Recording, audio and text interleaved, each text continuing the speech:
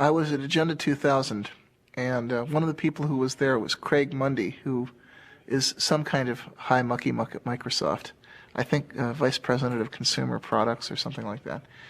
And I hadn't actually met him. I bumped into him at an elevator, and I looked at his badge and said, I see you work for Microsoft.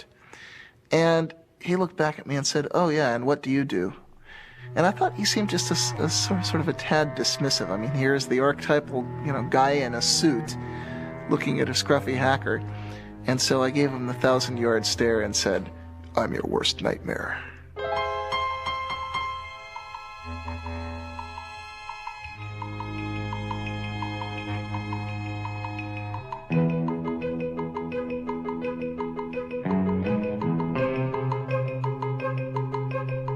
For most of its short but colorful history, the computer industry has been dominated by the Windows operating system. But that could soon change, as Windows faces a strong challenge from Linux. Silicon Valley has long been the place to develop new technology, start new companies, and get really rich. Now the Valley is the front line in a revolution fighting for that most politically incorrect of ideas, individual freedom. Day and night, a loose confederation of hackers and programmers zaps bits and pieces of computer code around the world as it builds the tools to set computer users free. Using open information and the free exchange of technology to achieve its goals, this revolution began in the 1980s with the free software movement and the GNU project, and now is most commonly associated with Linux and the open source movement.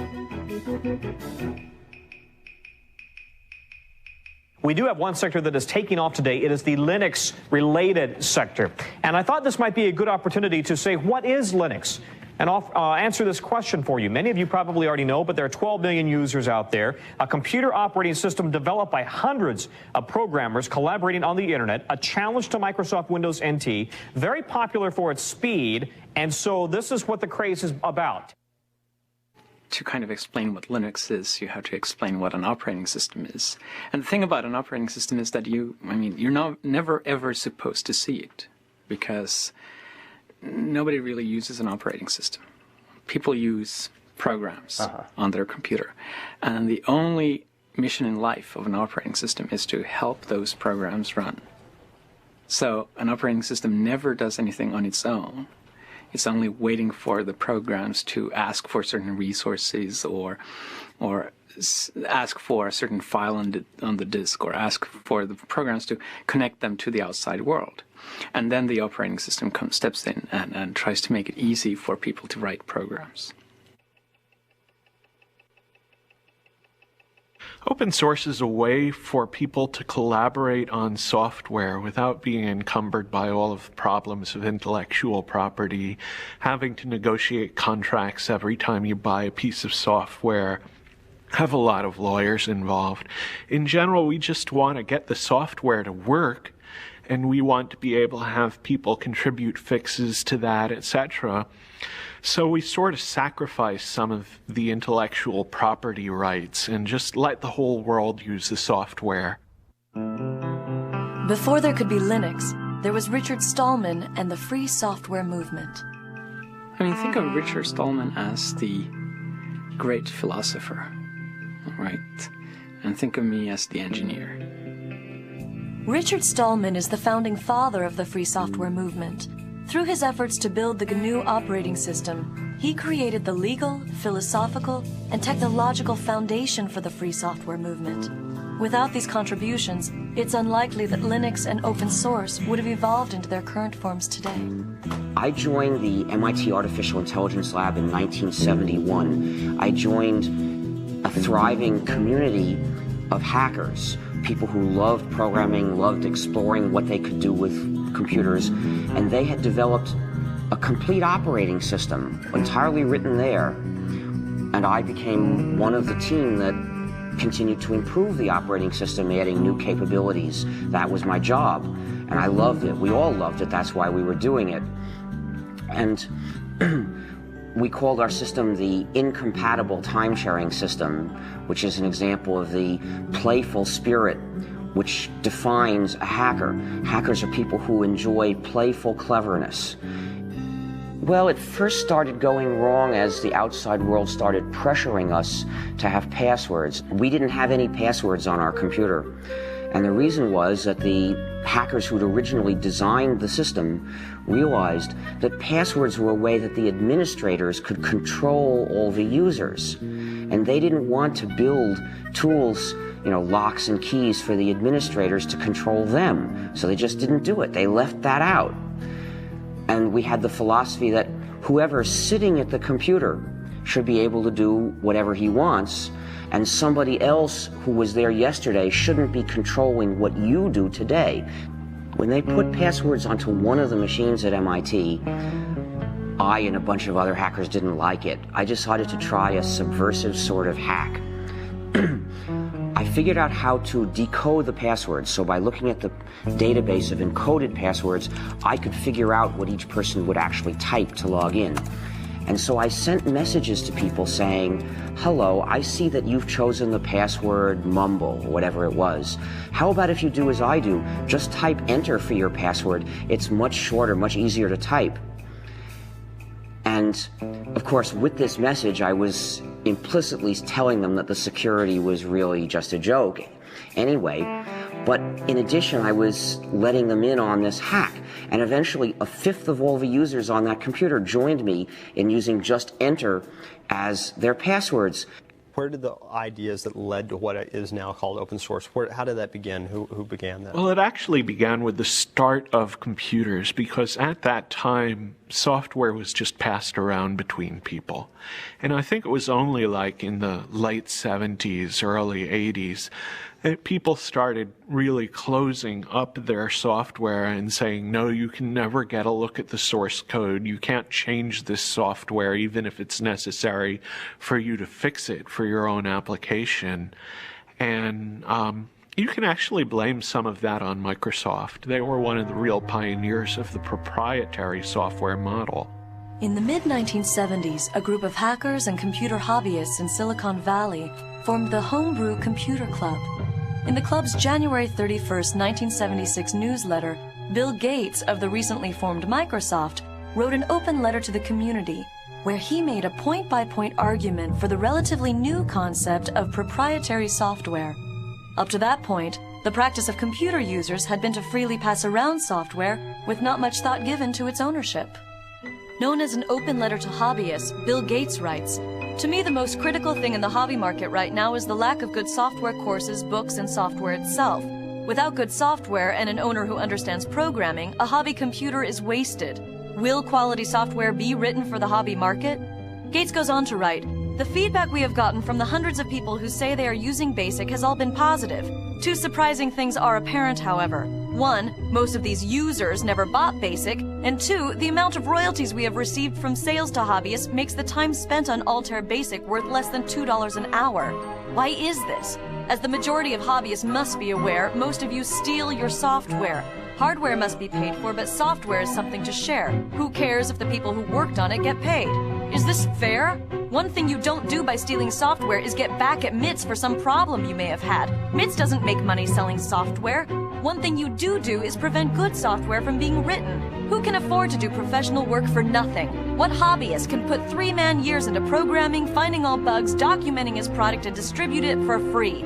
The fact is, no one besides us has invested a lot of money in hobby software. What about the guys who resell Altair BASIC? Aren't they making money on hobby software? Yes, but those who have been reported to us may lose in the end. They are the ones who give hobbyists a bad name and should be kicked out of any club meeting they show up at. I would appreciate letters from anyone who wants to pay up or has a suggestion or comment. Signed, Bill Gates, General Partner, Microsoft."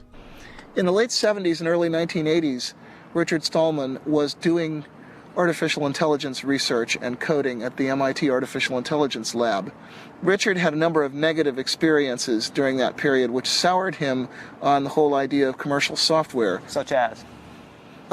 Some code that he wanted to work on and wanted to fix was locked up, and he couldn't get the company that owned the code to let him fix it, even though it would have been to their advantage to do so. And that put me into a moral dilemma, you see, because to get one of the modern computers of the day, which was the early 80s, you would have to get a proprietary operating system. The developers of those systems didn't share with other people. Instead, they tried to control the users, dominate the users, restrict them, saying, if to get this system, you have to sign a promise you won't share with anybody else. And to me, that was essentially a promise to be a bad person, to betray the rest of the world, cut myself off from society, from the cooperating community.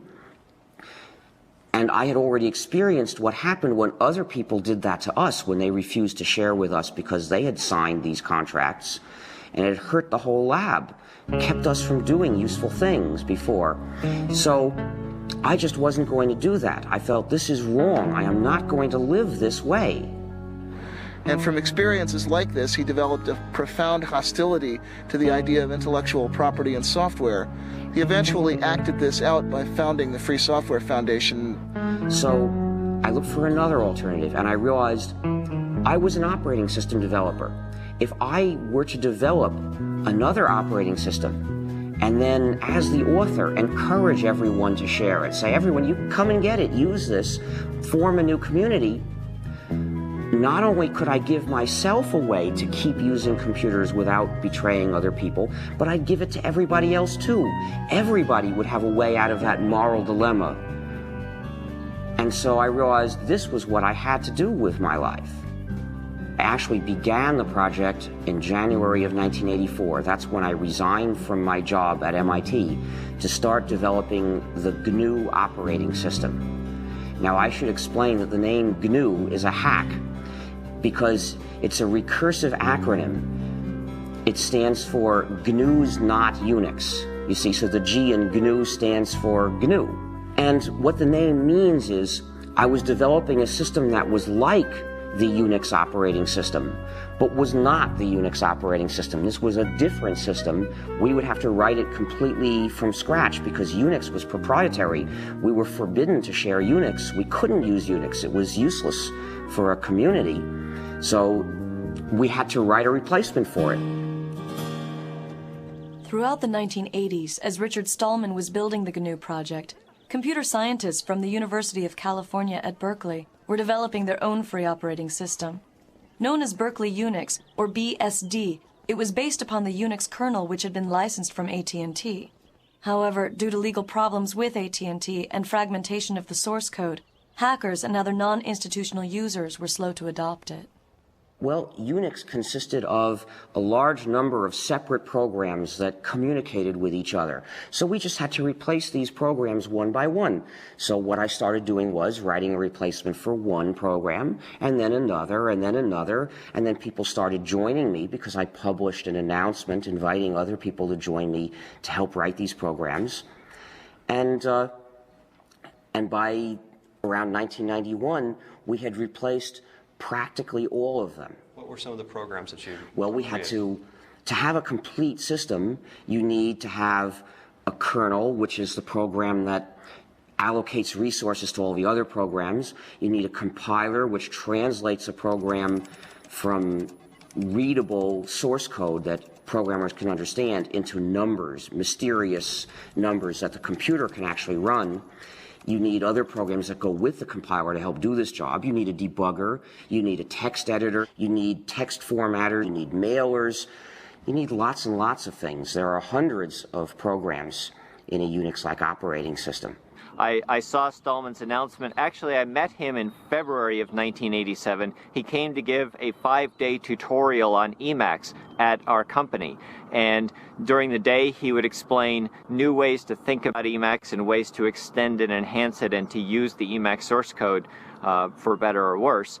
But in the evening, he was busily working on this compiler, and he had not yet released it to the public, so he was being a little bit careful about who got to see the source code. But I was very eager, and when he first announced it in June, I downloaded it immediately.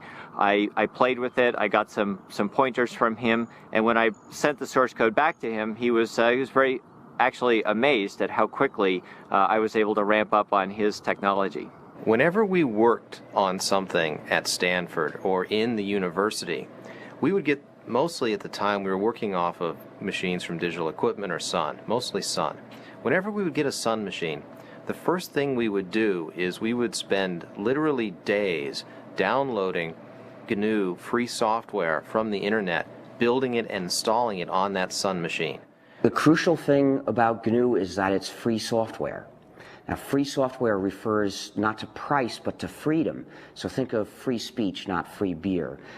The freedoms that I'm talking about are the freedoms to make changes if you want to, or hire somebody else to make changes for you if you're using the software for your business, to redistribute copies, to share with other people, and to make improvements and publish them so that other people can get the benefit of them too. Now, those are the freedoms that distinguish free software from non-free software. These are the freedoms that enable people to form a community. If you don't have all these freedoms, you're being divided and dominated by somebody. My first experience contributing to free software came in late 1989, early 1990. I was working as a graduate student at Stanford University on computer-aided design tools. One of the pieces I needed was a tool called a parser generator. Well, the Free Software Foundation under Richard Stallman had created a great tool called Bison. I needed a tool that worked with C++. Bison worked with C.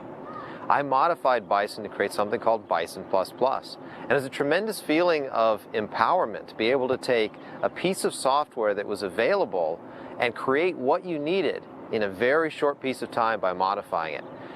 I put it back on the internet, and I was amazed at the number of people that picked it up and started using it. In fact, I remember going to job interviews. I at various times considered just going out and getting a job, and I had gone to a job interview, and I was talking with one of the people, and I started asking them about what tools they used, and they said, gee, we use Bison++, and I said, oh, I'm the author of Bison++. Free software generally does have a copyright, it does have an owner, and it has a license. It is not public domain. If we put the software in the public domain, somebody else would be able to make a little bit of changes and turn that into a proprietary software package, which means that the users would be running our software, but they wouldn't have freedom to cooperate and share. To prevent that, we use a technique called copyleft.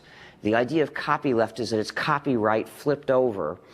And what we do is we say, this software is copyrighted, and we, the authors, give you permission to redistribute copies. So we give you permission to change it. We give you permission to add to it. But when you redistribute it, it has to be under these terms, no more and no less, so that whoever gets it from you also gets the freedom to cooperate with other people if he wants to. And then in this way, everywhere the software goes, the freedom goes too, and it becomes an inalienable right to cooperate with other people and form a community. And so what is that, the license? What is that? Well, copyleft being a general idea, in order to use it, you have to have a specific example. And the specific example we use for most GNU software packages is the GNU General Public License, particular document in legalese which accomplishes this job. A lot of other people use that same license. For example, Linus Torvalds uses that license for Linux as well. Well, the license I use is the GNU General Public License. That's the one that Richard Stallman wrote, and I think it's a really astounding contribution. It's one of the few software licenses that was written from the standpoint of the community rather than from the standpoint of protecting a company or, as is the case with the MIT and the BSD license, performing the goals of a government grant program. And the GPL is really unique in that it's not just a license, it's a whole philosophy that I think motivated the open source definition. I don't hide that a lot of what I do came from Stallman. A crucial step in the growth of GNU, Linux, and the free software movement was the creation of businesses based upon the software and philosophy. Ground zero for the beginning of the business phase was the Electronics Research Lab at Stanford University. Known as ERL, the lab was the place where the first GNU and Linux businesses found their inspiration. So right here is where ERL was. That would have been the entrance over there next to the Electrical Engineering McCullough building. So you walk in, you come in, you walk down the hallway down here, My office would have been about here, and then right across the hall from that was Michael Tieman's office. Michael Tieman took and started a company, Cygnus Software, but the idea was to sell consulting and services around the GNU free software. And, well, Michael's done very well with Cygnus. Well, I spent a lot of time working out how we were going to make money, and in the original GNU Manifesto, which is the last chapter of the GNU Emacs manual, Stallman proposed a number of different possible ways to make money. From the beginning of the free software movement, I've had the idea that there's room in it for business to be done. One of the advantages of free software is that there's a free market for any kind of service or support. So if you are using software in your business and you want good support, you have a choice of people to go to for it. You have a choice of businesses that are in the business of providing you with support. So they're going to have to, in general, give you good support, or you'll go to somebody else. With proprietary software, support is a monopoly. There's one company, typically, that has the source code, and only they can give you support. So typically, you're at the mercy of a monopoly. That's the case, for example, with Microsoft. So no wonder the support is so bad. The benefits of free software were tremendous, but the cost of supporting it internally made managers very, very nervous. And so the fundamental idea I had was, if we could build a model that could deliver 2 to 4 times of support and hand-holding capability that an internal engineer could provide, and we could do it at 1/2 to 1/4 of the cost, that would meet the test of whether or not people would actually buy. And by about the fall of that year, we had all of the things worked out about who we needed on the technical team, what the terms of the sale would be, what the key price points were, and we actually received our incorporation in November of 1989. One of the most difficult things in starting our company was actually finding a name for it. I explained this to one of my friends. We were having difficulty, and he returned an email message that basically just had a bunch of words with the name GNU in it. And Cygnus was the one that looked least obnoxious and least obscene. I can say very clearly that Cygnus was the first business that specialized in free software. Cygnus supported free software, filled a very essential niche because we had this great software. You could get it for nothing, but you couldn't get support, and they made their money by charging for support. The GNU project started by building a toolkit of basic development tools such as a C compiler, a debugger, a text editor, and other necessary apparatus. And their intention was eventually to develop a kernel to sit underneath those and be the center of the operating system. By about 1990, they had successfully developed that toolkit, and it was in wide use on a great many variants of Unix, but there was still no free kernel. The kernel happened to be one of the last things we started to do, and we had started it not long before. And that's when Linus Torvalds came along. Linus or Linus? What's your preferred pronunciation? When I speak Swedish, it's Linus. When I speak Finnish, it's Linus. When I speak English, it's Linus. And I really don't care how people pronounce my name. But Linux is always Linux. He developed a kernel and got it working faster than we got ours working, and got it to work very nicely and solidly. His kernel is called Linux. The initial goal was my very personal goal, to be able to run a similar environment on my computer that I had grown used to at the university computers. And I could not find anything that suited me for that, right? So having been doing computers for all my life, basically, at that point I just decided that I'll do my own. Most of the inspiration early on came from Sun OS, which was what I was using at the university at the time. Which university? University of Helsinki in Finland. From 1991 to about 1993 was really, I guess, the infancy period of Linux. That was when it was still only alpha or beta quality. It was relatively unstable, although even then it was a good deal more stable than a lot of what are now called production operating systems. Linus used the traditional tried and true method of writing one program that does the job, and he got it to work quickly, in fact, faster than I would have thought was possible. term for it is monolithic, which means that basically the OS itself is one entity, indivisible, while in a microkernel, the operating system kernel is actually just a collection of servers that do different things, and then they have a common protocol for doing communication between themselves. So why is it that if the GNU project had so much lead time, so to speak, doing this, why is it that he was able to kind of come in at the tail end, so to speak? Well, we actually started the GNU herd not long before he started Linux.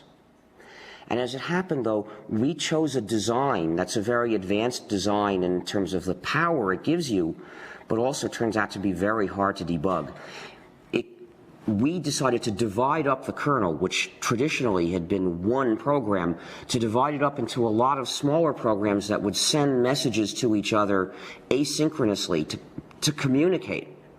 And the problem is that style of programming has a great deal of potential for bugs, which are often very hard to figure out because they depend on does this program send this message before or after this one sends that message, and the result was it took us years to get the thing to work. What is Linux's relationship to the GNU project? Well, there's relationships to GNU on kind of multiple levels. One is just a philosophical level of thinking that making your source open is a good idea. When Linus developed the kernel, he wasn't doing it for the GNU project. He did it independently. And he released it independently, and we didn't know about it. But some of the people who did know about it decided to look for what else they could find to put together with that kernel to make a whole system. And they looked around, and lo and behold, everything they needed was already available. What good fortune, they thought, but actually there was no chance about it. They had found all the pieces of the GNU system, which was missing just the kernel. So when they put all that together, really they were fitting Linux into the gap in the GNU system, but they didn't know that. There's a lot of these programs done by the Free Software Foundation and done by other people like Linux, and there's a symbiosis between Linux and the programs, so that the programs run on Linux and at the same time, and they take advantage of Linux as a platform, while Linux takes advantage of the programs by just being able to use them. What programs? For the main one is actually the GNU C compiler, which without a C compiler it would not have been possible to make Linux or most of the open programs available. Linux uses the GPL, and I agree with the kind of philosophy behind the GPL. That said, the GPL itself is not a very pretty document, which is probably just because no lawyers can ever be very pretty.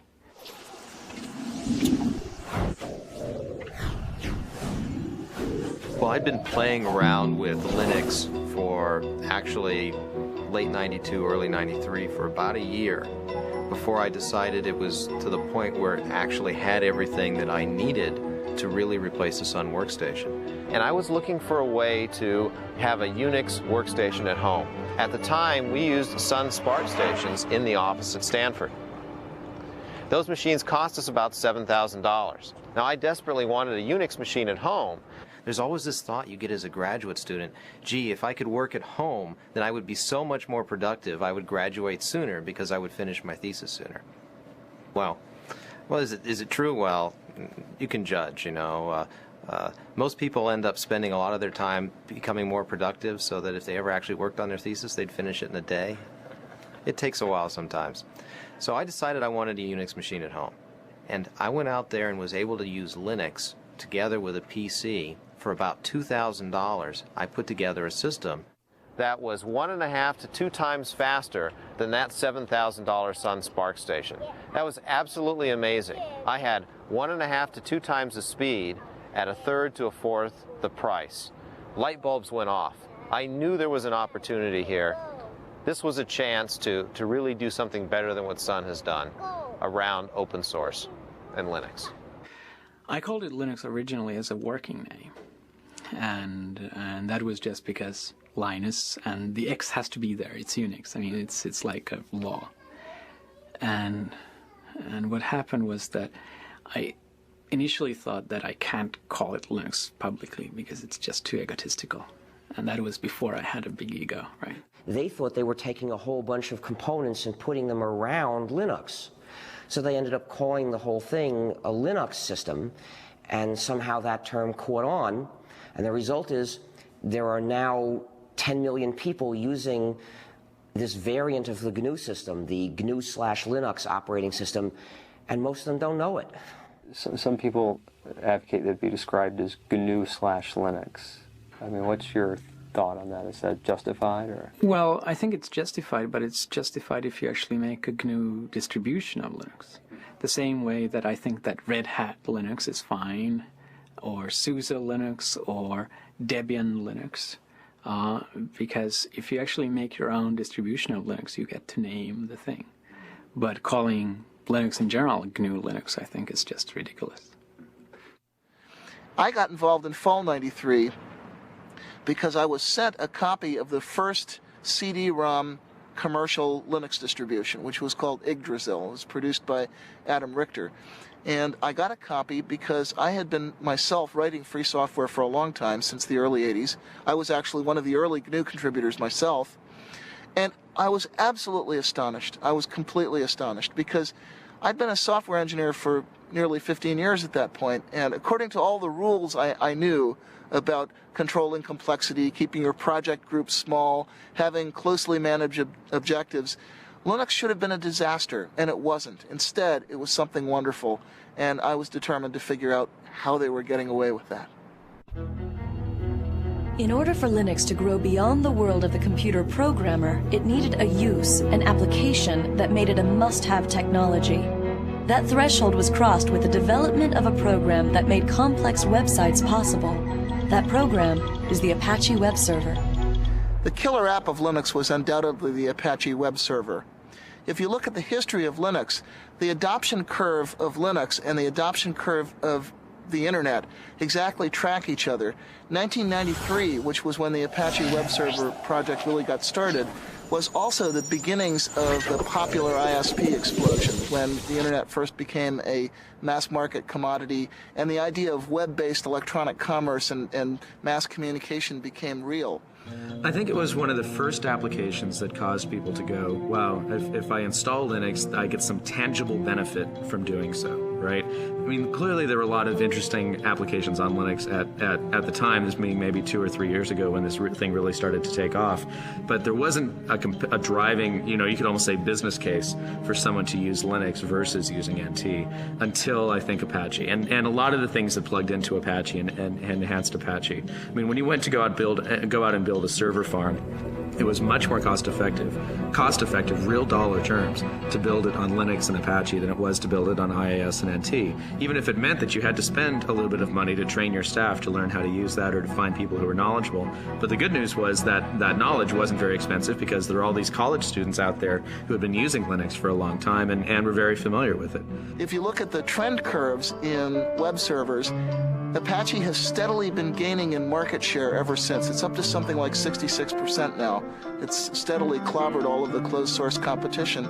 And that's because it's more reliable, it's more flexible, it's more extensible. It does what webmasters actually need. And the combination of Apache and Linux found its way into a great many commercial shops. Essentially, Apache became the application that motivated internet service providers and e-commerce companies to choose Linux over Microsoft's Windows. It would probably run best on Linux and on FreeBSD. And the reason is the communities around those operating systems are also the communities that contribute the most back to Apache, right?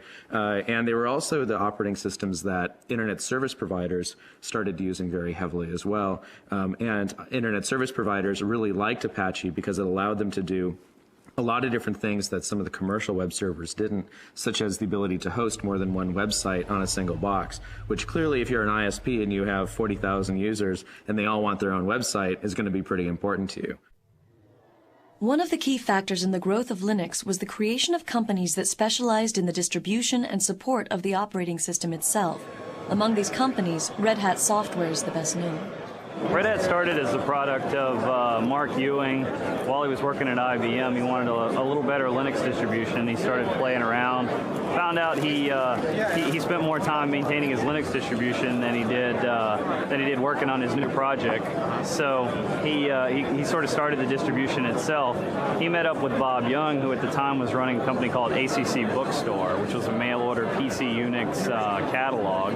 And Bob kind of knew he wanted something, more his own to market rather than reselling other people's products, and he was fairly good at marketing, and Mark knew he needed some marketing help because he was fairly good at the technical parts, so they kind of got together. I started working with Red Hat in May of 1995, basically right out of NC State, along with Eric Trowan, who me and him combined make up employees number 4 and 5. And we actually reported to work at an apartment that Mark Ewing used to live in. We took it over as kind of the development part of Red Hat Software, and stayed that way till about November of 1995 when a toilet we had in the apartment kind of exploded, flooded our downstairs neighbor, and she got a little upset, and the apartment folks found out we were running a business there instead of actually living there at the same time, so they decided to throw us out. So at that point we had about a week to go find our first office, which we did, and get ourselves moved in a hurry. So.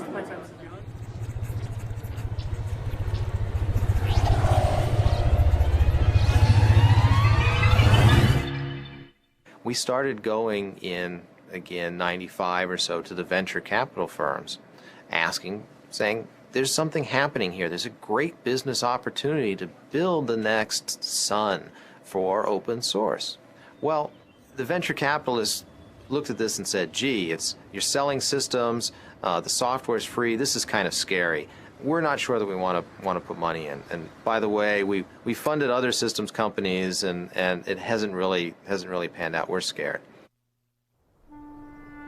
I came to the U.S. about 3 years ago, and the reason really was that I'd been spending like 6 or 7 years at Helsinki University and decided that it was time to see the real world and not just university life. Especially this area had a lot of the most interesting work being done. So I just decided that let's try to move halfway across the world and give this a try, and it's turned out pretty well. Do you see this as temporary or long-term? Well, we saw it as temporary at first, and I think it's certainly looking like it's turning long-term. Our youngest daughter is both a U.S. and a Finnish citizen because she was born here, and the older one is speaking both Swedish and English, so.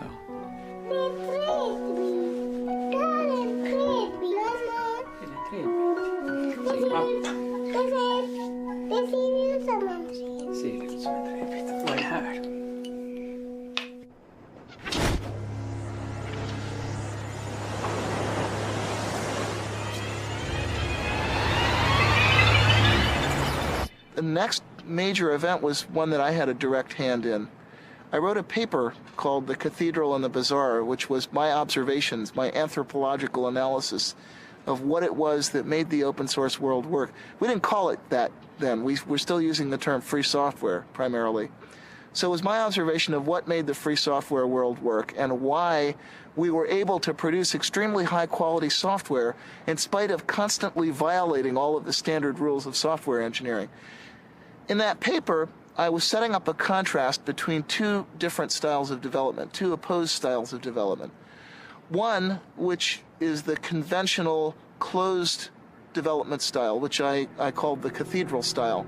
In that one, you have tight specification of objectives, small project groups which are run in a fairly hierarchical, authoritarian manner, and you have long release intervals. On the other hand, what I identified as happening in the Linux world was a much more peer-to-peer, decentralized market or bazaar-like style in which you have very short release intervals and constant solicitation of feedback from people who are formally outside the project, a very intense peer review process. And the startling thing was that the more I looked at this, the more it seemed that trading away all the supposed advantages of conventional closed development for that one single advantage of massive independent peer review actually seemed to win, actually seemed to get you good results. The reason Netscape is important is that they were the first large company to participate in open source. We had Cygnus providing support, but we didn't really have much business. And Netscape went to open source essentially as a way to fight Microsoft, which was giving away Internet Explorer, but not letting anyone else have the source code, not letting companies collaborate. Working as part of the sales force, I got a good idea of why people bought our software and what it took to make our software successful in the marketplace against competitive products.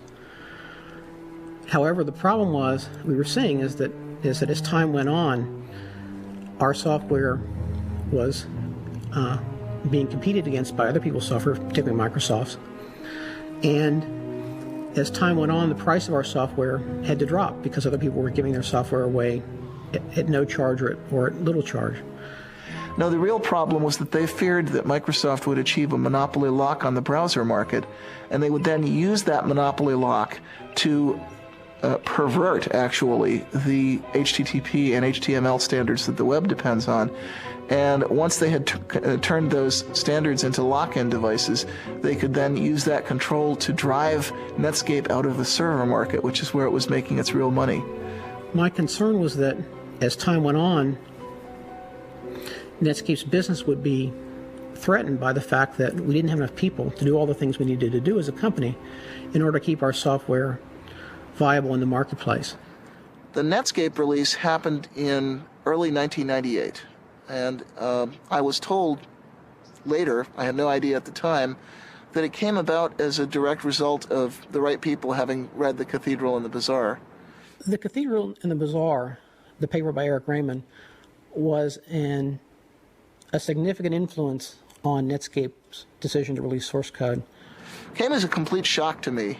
I wasn't really ready for the thought that I was changing the world, even by accident. However, it was not by any means the only influence on that decision, and not necessarily the most important one when all is said and done. As I said, Netscape had already been talking about releasing source code for quite some time before anybody had ever heard of Eric's paper.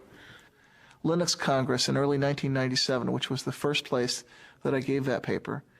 And one of the people who heard it was Tim O'Reilly of O'Reilly Associates. And he thought it was pretty intriguing. And he asked me to give it at his first Perl conference, which was later that year in fall of 97. And apparently what happened, I was told later, although I had no idea this was happening at the time, is that some people from Netscape actually heard the paper at the Perl conference and took those ideas back to Netscape, and they kind of lit a fire there. The role of my paper was essentially to make the internal case at Netscape, to make the business case for why Netscape should release its source code. The paper was called Netscape Source Code as Netscape Product. A strange title. Essentially, what the title meant was that, in my opinion, we needed to think of source code not just as something that was used in creating our products, but as something that was a product in its own right, something that customers might use, that other people might use. I then looked at what the business models might be if we release source code for our products. How would we license them? How would we sell products in this environment? Then I looked at the competition, particularly Microsoft. What would they be likely to do if we release source code? Was there some way they could use our source code against us? I used Eric's paper as an example of how distributed development could work, how a company could develop software not just using their own people, but also working with people on the internet. That's why I included a reference to Eric's paper in my paper. Once my paper was circulated, the people who read my paper would naturally enough find a reference to Eric's paper and read that as well. And who was involved in making that happen at Netscape? Primarily, the person who made the actual decision was Jim Barksdale. And this turned out to be important later, that our big win, the big score that gave us mainstream visibility and credibility with investors, came not because of bottom-up evangelism from a bunch of engineers, but because one strategist at the top saw the potential power of this method and then essentially imposed that vision on everyone underneath him. When I completed the paper, I first gave a copy to Mark Andreessen, who was co-founder of Netscape and was at the time in the senior management team at Netscape. Mark then gave a copy of the paper to several other people within Netscape management, including Jim Barksdale. I'm not sure exactly when Jim and the other senior managers made the actual decision. I believe it was in early January sometime. Netscape actually announced that it was going to release the source code on January 22nd, at the same time that they released that they were going to give Communicator away for free. When Netscape decided to release the source code, people sort of got a wake-up notice that said, hey, maybe there is something to this idea of releasing source code and doing development with people outside your company. So Netscape's decision brought a lot of public attention to the idea of free software, what became known as open source, and brought a lot of attention to the Linux operating system, which was one of the most prominent examples of open source software at that time.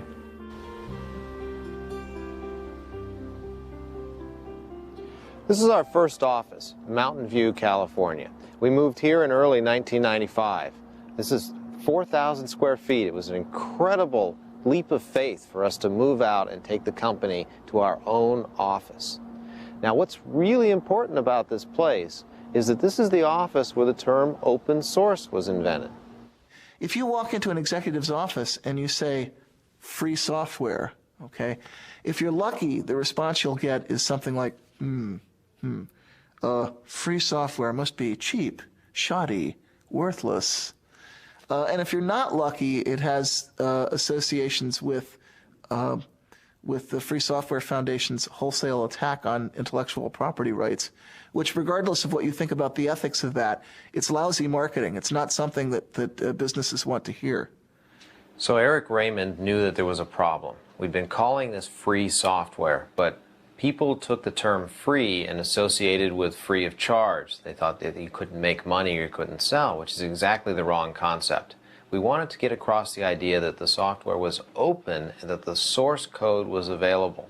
Very important pieces. We had this meeting at the VA offices in Mountain View where Eric, myself, and Christine Peterson from the Forsyth Institute joined us, as well as several other people. Christine Peterson was there by phone. John Mad Dog Hull was also there by phone. A guy named Todd Anderson, who later worked for SUSE for a while, was there. Sam Achman, who now runs Penguin Computing, was there. He was an employee of VA at the time. Well, we came up with the concept of open source. We called Linus, in fact, and asked Linus if he liked it. He was interested. He liked it. Eventually, we came up with something that replaced free software. So that was the beginning of open source. How did you choose the words open source? Do you remember? You know, I think Christine Peterson was the person who really came up with the idea. We wanted, again, the idea that the source code was out there and it was open. There weren't many choices. Well, since the first three recipients have spoken for the open source movement, I think I should speak about the free software movement. The open source movement focuses on practical advantages that you can get by having a community of users who can cooperate on interchanging and improving software. I agree completely with the points they make about that. The reason why my views are different, why I am in the free software movement rather than the open source movement, is that I believe there's something more important at stake, that freedom to cooperate with other people, freedom to have a community is important for our quality of life. It's important for having a good society that we can live in, and that is, in my view, even more important than having powerful and reliable software. But I think some of the people in the free software camp are a little scared by the commercialization. And, you know, of course, a rebel is put off by success. I think that commercialization is very important. We want to mainstream this software.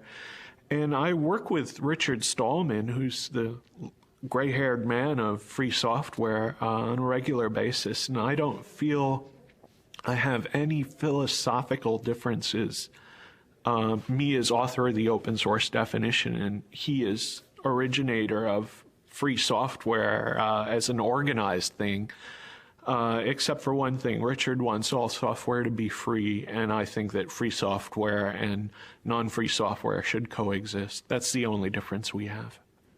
we decided early on that what we needed a definition. We needed a kind of meta license to define the term open source. And what we came up with is a document called the Open Source Definition. It's derived from the Debian Free Software Guidelines that were originally written by Bruce Perens. I had written the original draft of that, discussed it for a month with the Debian developers. Debian is a Linux distribution, and made it their project policy. And Eric and I decided to relabel what we'd written for Debian as the open source definition, and to say open source is software that gives you a list of 9 rights, which is in the open source definition. The first right is free redistribution. This doesn't mean free as in no price, it means liberty. You have to be free to redistribute your software to someone else, and actually no price is a side effect. You can charge for that redistribution or not. It has to come with source code so that someone can maintain a program. If they go from a PC to a Mac, for example, they can change the software. Derived works have to be possible. If someone has to improve your program, they should be able to distribute the result. There's a provision about integrity of the author's source code, which says that the author can sort of maintain their honor, and if you make a change, you might have to change the name of the program or mark out your change very clearly so that your change doesn't reflect on the author. There's no discrimination against people or groups. The example I usually use is you can't stop an abortion clinic or an anti-abortion activist from using the software. There's no discrimination against fields of endeavor, and that means the software has to be usable in a business as well as in a school. The license has to be distributable. In other words, I have to be able to give that license to someone, and that license then should work if that someone gives it to yet a third person. The license can't be specific to a product. In other words, if I distribute my software on a Red Hat system, the license can't say, you can't distribute this on a SUSE or a Debian system. The license can't contaminate other software. So if I distribute this on a CD with another program, it can't say that other program must be free, otherwise you can't distribute my software. And then the only other part of the open source definition is a list of licenses that were accepted. And the ones that we started with were the GPL, which was actually the example for a lot of what's in the open source definition, the BSD license, because software for BSD system pre-existed Linux.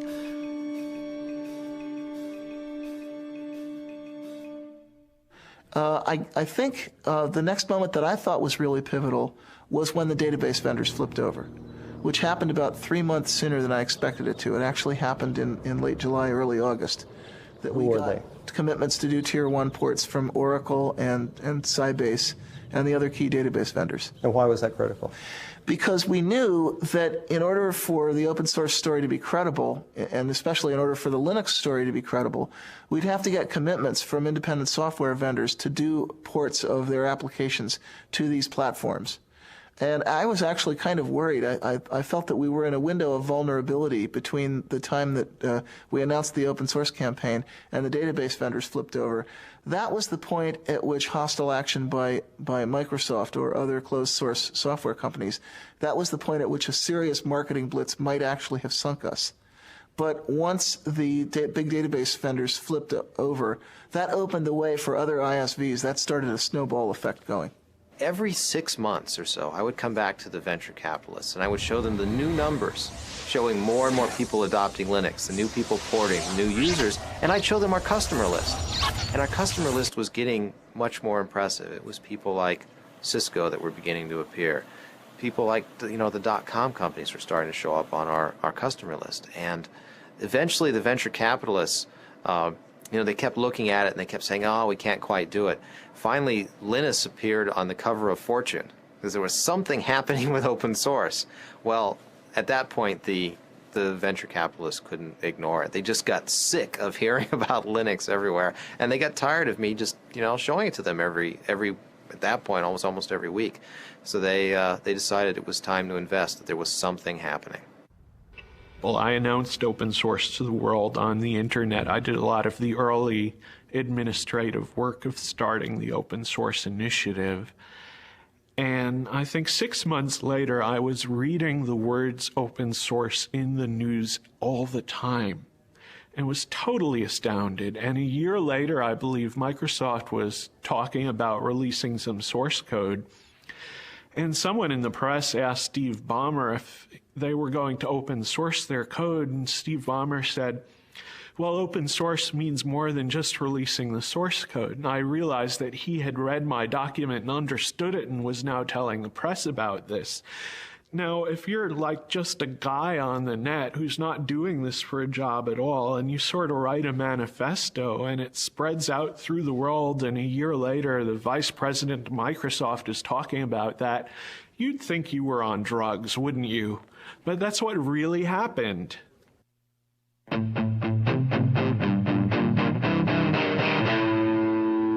The local user groups tend to be more an issue of building a social network, especially getting people familiarized with the issues, also just acting as a kind of support network for people who do not, for example, have the ability to pay for a commercial support network. So one thing they're doing in this area, for example, is they're making these, I think it's once a month, they're having install fests, which means that people who have problems getting Linux installed on their machine or have some issue, I mean, maybe they've actually installed Linux but want to set up the network in a specific way, can actually bring in their machines to this users group meeting. And there's a lot of people that are willing to help who've maybe seen that problem before.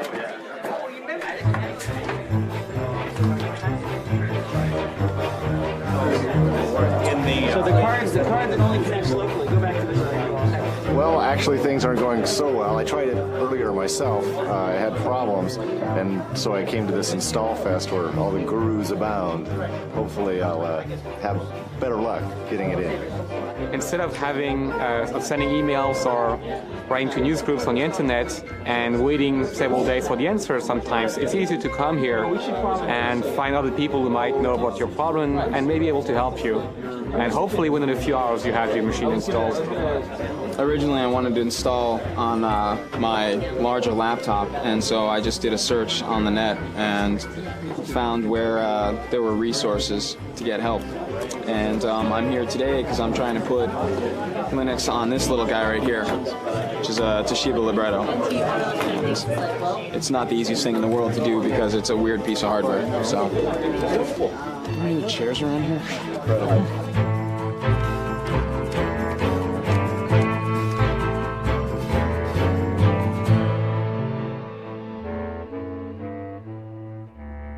I think the Department of Justice case has made people aware of the fact that you should at least look for alternatives to Microsoft, and maybe Microsoft isn't the American dream after all.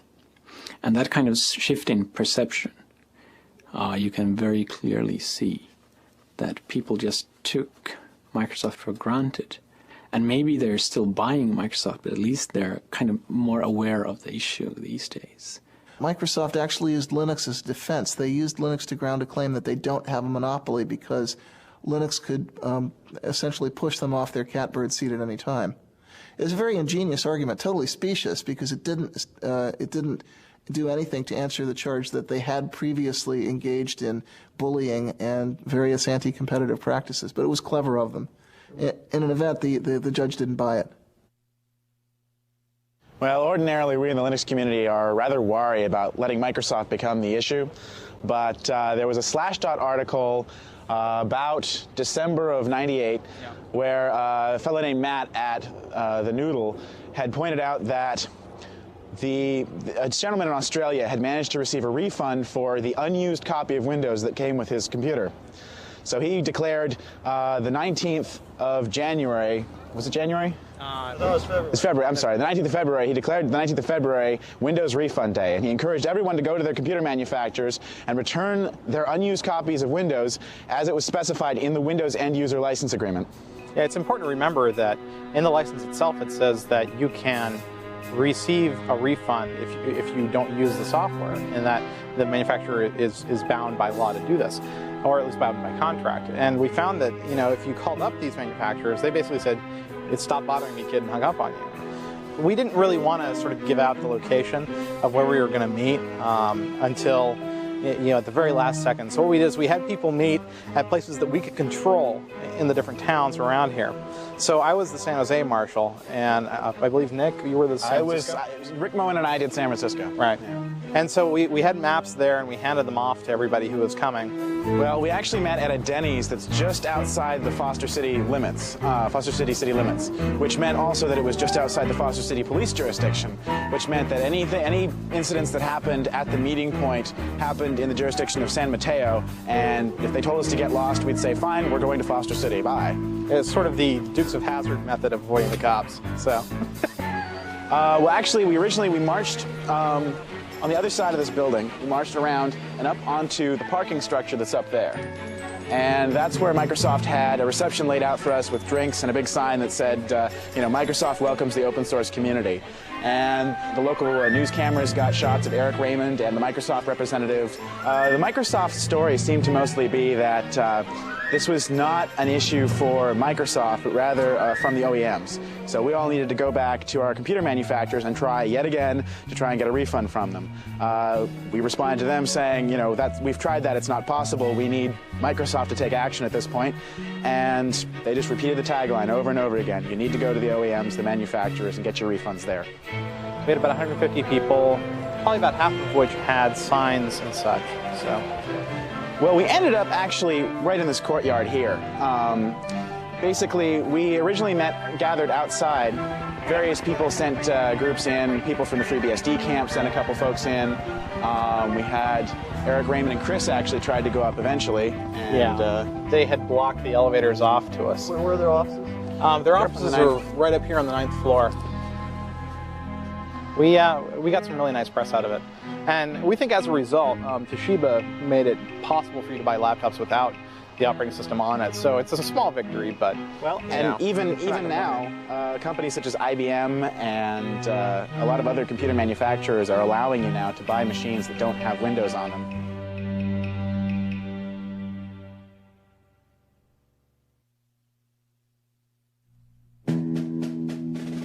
You know, when I was a kid and I went to school, the teachers were trying to teach us to share.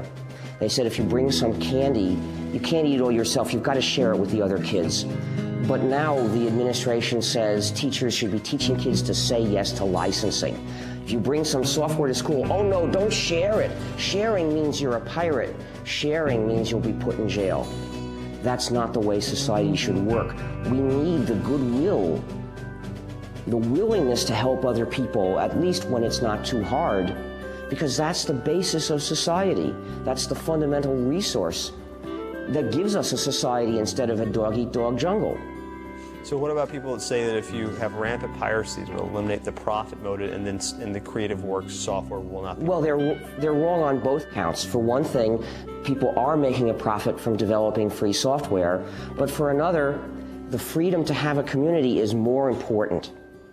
People that casually look at open source free software and think, well, because you're supposed to share and do it for people's goodwill, doesn't that seem somewhat communist? What's your response? Absolute nonsense. It makes me really angry when people do that.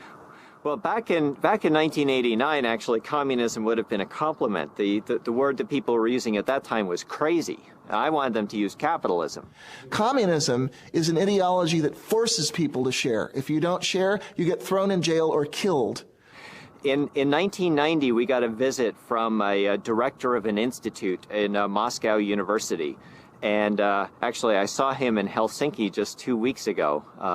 But in any event, he came by, and Richard Stallman had suggested that he visit Cygnus because he was interested in understanding how the free software model might apply to stimulating entrepreneurial innovation in Russia, of all places. And we had been kind of secretive about our business plan because we weren't really sure that it was going to work, and we didn't want to look too stupid if it failed. But I was very, very open with him, and the more I told him, the more he started shaking his head like this. And I finally said, what's wrong? And he said, this sounds too much like communism to be successful in Russia. You go to a gulag and end up in a mass grave with a bullet in the back of your head. Open source is not communism because it doesn't force people. Karl Marx did not invent helping your neighbor. It's not communist to have a commons. A commons existed long before communism as a philosophy of government. There are many commons in our lives. For example, we drive on the highway, something that is maintained for our common good. Actually, labeling our business model means that it misses the point a little bit. Whether it's communist or whether it's capitalist, the label doesn't matter. The real question is, how much value can you deliver? How scalable is the business? What kind of problems, what kind of rate of innovation can you sustain? And then however you want to label that is really up to you.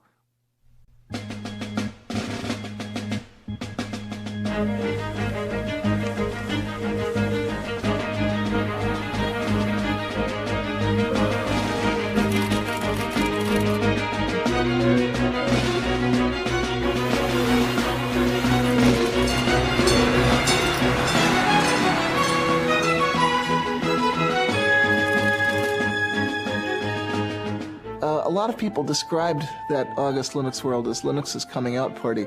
Linus Torvalds was very funny about that. He said, what, was Linux gay? But some people said, yeah, that was our debutante ball. That was when the Linux guys, the hardcore hackers, really got it together with the suits.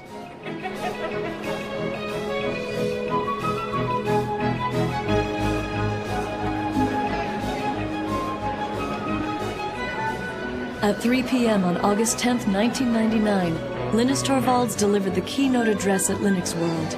The crowd of 6,000 people began lining up at 12 noon.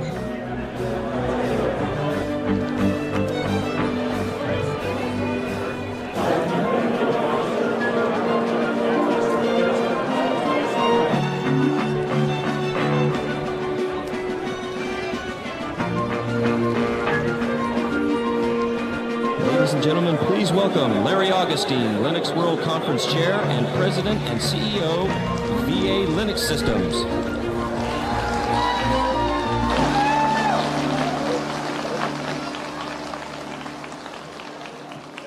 These guys have to clap. I pay them.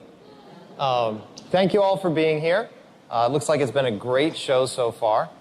If you'll indulge me for a moment, I'm going to try and avoid the glare of the lights and just I still think there's a lot of people, even though this is the second show, I still think there's a lot of people who don't quite get what it is that's so exciting about Linux. There's this great show going on next door, there's huge exhibits and everything, but it's the people out here that are the real contributors, not those companies. The person on next, I know you all know, so I don't have to give anything in the way of introduction. Ladies and gentlemen, I give you Linus Torvalds. Linus.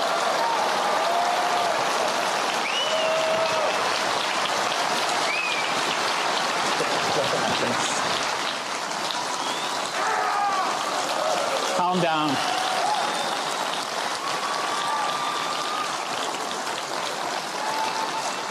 Calm down. Say ooh. Yes. I don't want to just give one of my normal talks because I find them boring. Probably by now most of you find them boring too because you've heard them like 10 times. But after the technical update, we'll actually try whether we can do a questions and answers session with 5,000 people or how many of you there are there. And it may not actually work out. because one of the 5,000 people is really loud. The one thing I will do, which I always do in all my talks, is the gratitude thing. I want to kind of acknowledge the fact that I've obviously not been alone in doing Linux.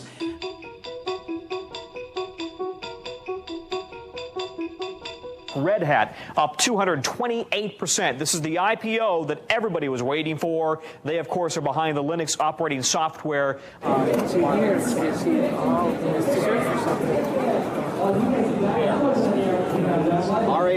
I know what it is. All I've gotten today are comments about what the stock price is all morning. You know, it was at 41, it was at 42, it was at 47, it was at 53, it was at 51. Every machine, as far as I can tell, on the show floor is pointed to their E-Trade accounts, to their broker accounts. They know the Red Hat price. I can't believe it. I just heard 53. Oh boy! Hang on, I didn't buy any.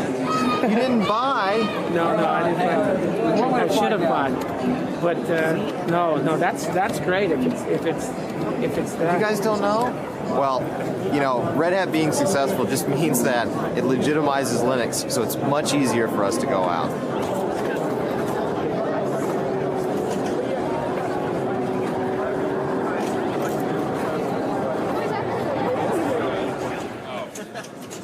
Yeah, our made for digital homoerotic adventure kits. The government confiscated that one. Yeah. It's kind of been a little bit divided. You've got a lot of people that are pretty hardcore, and they're kind of offended by that, because they work really hard and they're not really getting maybe their fair share out of that. Some people do get ticked, and the thing that you see that on a lot of mailing lists or on Slashdot. You read, this guy is really mad because he didn't get a chance to didn't get a chance to get stock from Red Hat. He didn't get a chance to get a job from this other company. But the kind of the shocking secret there is that most of the really hardcore guys, they don't care so much. The guys that are kind of really down in the trenches, they're writing this code because they need this code. If we could invite Richard Stallman, who's the founder of the Free Software Association, and Tim Ney, who's the managing director. There we go. Here it is. Now, Richard, I saw you playing your recorder in Paris at that Linux conference, but I didn't have an audio track. So would you get them to add audio to their video downstream next time? I don't have any control over that. Unfortunately, those things can only be done with non-free software. Okay. All right. We'll give you the award. And before you say a word, we'll have Tim and yourself hold up a little representation of the contribution towards the Free Software Association. So, very ironic things have happened, but nothing to match this. Giving the Linus Torvalds Award to the Free Software Foundation is sort of like giving the Han Solo Award to the Rebel Fleet. You see, some of you may not realize how far that analogy goes. But actually, let me tell you how we got here. See, what happened is, 15 years ago, if you wanted to use a computer, the only way you could do it was with proprietary software that divides and subjugates the users. And most people a lot of people didn't like it, but they saw no alternative. But some of us were determined to make an alternative, and we said we're going to develop a free operating system, a free software operating system that will give users the chance to have freedom while they use their computers. Now, a lot of people said, well, it's a nice idea, but it's so hard, we'll never get it done, so I don't want to participate. I don't believe you can ever get it done. But luckily, not everybody said that. And clearly, we knew we would eventually get the kernel done. But as it happens, somebody else did a better kernel before we did. Now, in the old days, we had an overall strategy for calling people's attention to the importance of freedom, to the freedom that they can have or not have when they use a computer. Well, what can we do about it? As far as I can tell, the only workable way of trying to change this and make that strategy work again is to spread the word that the operating system you're using is actually the GNU system, somewhat modified, of course. And when people know this, they'll take a look at the reasons we developed this system, they'll think about these issues, and some of them will decide they agree. So I ask people, please tell people this is the GNU system. It's the combination of GNU and Linux, so we can call it GNU/Linux.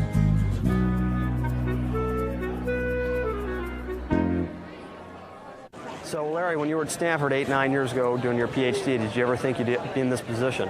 No. All kidding aside. No, I had no idea, honestly. What did you think you would be when you were finishing up your PhD? You know, that's a good question. I really didn't have a good idea. I mean, here we are on this huge show floor. There are people just going crazy about Linux. We had 6,200 people crammed into a room to see Linux speak last night. Here we are with, you know, all of these huge vendors all over the show. It's just, you have no idea that this is going to happen. I mean, this is just this little operating system that we were happy with, that a few people cared about. You know, I thought I'd have a nice little consulting business, and here I am suddenly with all of this huge show going on. It's just incredible. I mean, a year ago, you could look and say, you know, this is going to be big. And everyone's standing at the show going, you know, the show was big last year. Is it going to be as big this year? Then you remind them, you know, last year was only 6 months ago. Then they go, oh, Linux time.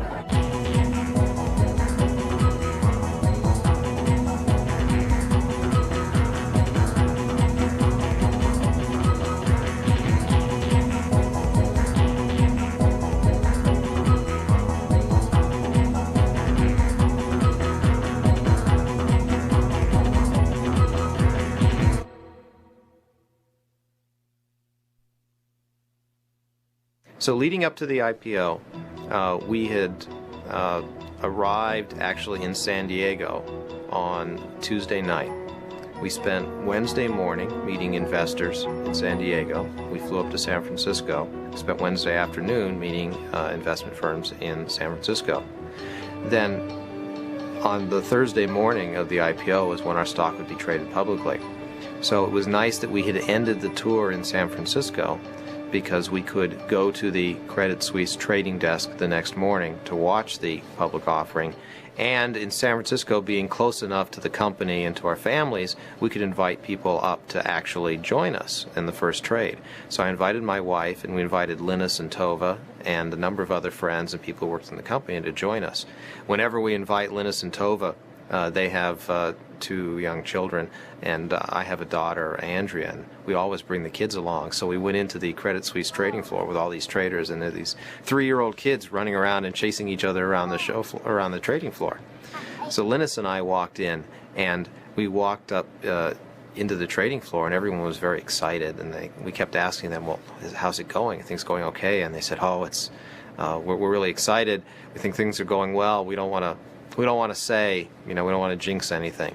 We walked in, there was a big screen TV showing CNBC, and it was amazing to us, but the theme for the day was Linux. Now, we have an IPO that's going to go today, and when I mean go, it is going to go. The estimates I'm hearing are staggering, but watch VA Linux Systems. It goes at 1240 today. The symbol is LNUX, a provider of large-scale computer service and workstations specially designed for the Linux operating system. The original range on this IPO was $11 to $13, then $21 to $23, then $28 to $30, priced at $30. And the estimates I'm hearing, I don't want to repeat because I don't have a confirmation, but if they're true, they will blow your mind when this stock takes off at 1240. I turned to Linus and I said, gee, did you ever think, you know, you'd walk in here someday and Linux would be the theme on CNBC? And you know, Linus in his joking way said, oh, absolutely. So we walk in and they show us the buy and sell orders coming in, and it's incredible. We're seeing numbers like $320, $340 a share. And I'm just in complete shock. You know, this is over 10 times where we priced the offering, and it was incredible. And I remember Linus just kind of sort of patting me on the back and saying, just, you know, relax. And it was pretty exciting to see that. It was just amazing. We were stunned. We were lucky that we were able to get back to the offices. We'd been in San Francisco, so we could come back to VA's offices to see everyone in the office for the IPO. We got back, we had, everyone was obviously very excited. The IPO had done just tremendously well. We had a little party that we put together. It was interesting, while we were celebrating, though, there were plenty of people that were still trying to work. I recall cries of, "Be quiet, we're on the phone, we're working," as we went into the offices.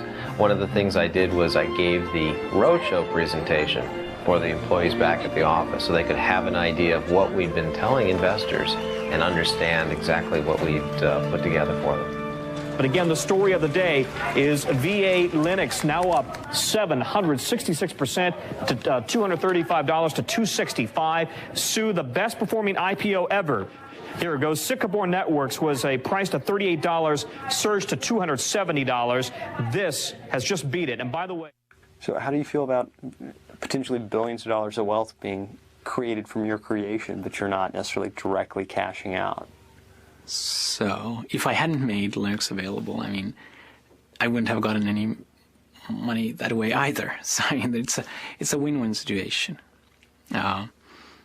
Just the fact that there are a lot of commercial companies means that there are a lot of Linux people who used to work on Linux kind of on the side.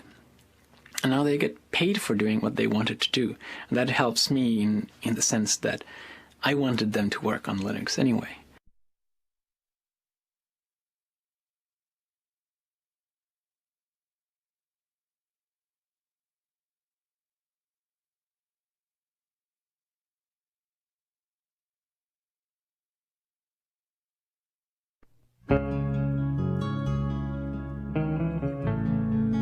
The whole GNU project is really one big hack.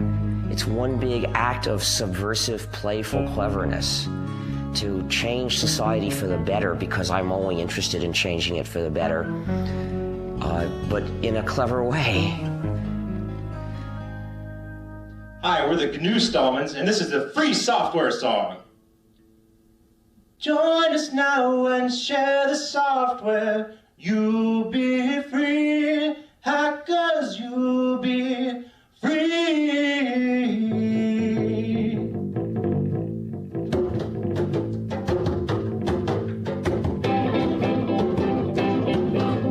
Orders may get piles of money, that is true. Hackers, that is true. But they cannot help their neighbor, that ain't good. Hackers,